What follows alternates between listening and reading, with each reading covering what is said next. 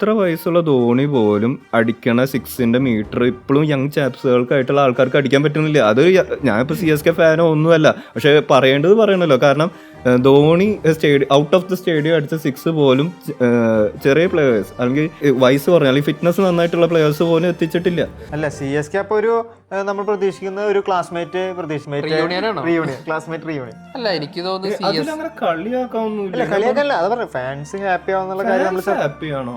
അതായത് ആ കളി കാണാൻ എന്തായാലും ഡാം ഷുവർ ആയിരിക്കും. ഒന്നാമത്തെ CSK എന്ന് പറയുമ്പോൾ എല്ലാ കളി കാണും, അത് ഒരു പ്രത്യേക വികാരം തന്നെയാണ്. ഇപ്പൊ CSK മുംബൈ എന്ന് പറയുമ്പോൾ അത് നമ്മൾ എടുത്തു പറയേണ്ട കാര്യമില്ല.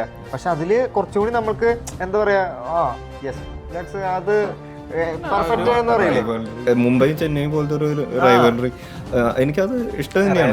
റയൽ മാഡ്രിഡ് ബാഴ്സലോണ എന്ന് പറയുന്ന പോലൊക്കെ തന്നെയാണ്, സെയിം ഒരു എഫക്ട് തന്നെയാണ്. വേറൊരു കാര്യം എന്താ പറഞ്ഞാൽ നമ്മളിപ്പോ ഒറ്റ നോട്ടത്തിൽ, അതായത് ഒറ്റയടിക്ക് നമ്മൾ ആ ഒരു പേപ്പറിൽ ആ സ്ക്വാഡിനെ നോക്കുമ്പോൾ ഒരിക്കലും നമുക്ക് ഒരു മോശം സ്ക്വാഡ് എന്ന് പറയാൻ പറ്റില്ല, ഒരു ആവറേജ് സ്ക്വാഡ് എന്ന് പറയാൻ പറ്റില്ല, ഒരു എബോവ് ആവറേജ് ഈ ഒരു സ്ക്വാഡ് നമുക്ക് പ്രിഡിക്ട് ചെയ്യാൻ പറ്റില്ല, എന്തുകൊണ്ട് സംഭവിക്കാം. പിന്നെ CSK ആണ് ചെയ്പ്പോക്കിലായിരിക്കുന്ന അഡ്വാൻറ്റേജ് ഉണ്ട്. CSKയുടെ മുൻപത്തെ സീസൺസ് നോക്കി കഴിഞ്ഞാലും ഇതുപോലത്തെ സ്ക്വാഡായിട്ട് വന്ന് കപ്പടിച്ചിട്ടുണ്ട്. ധോണിയുടെ ലാസ്റ്റ് മാച്ച് ആവുമോ? ധോണിയുടെ ലാസ്റ്റ് സീസൺ ആവും തോന്നിക്കൂല അറിയേണ്ടത്.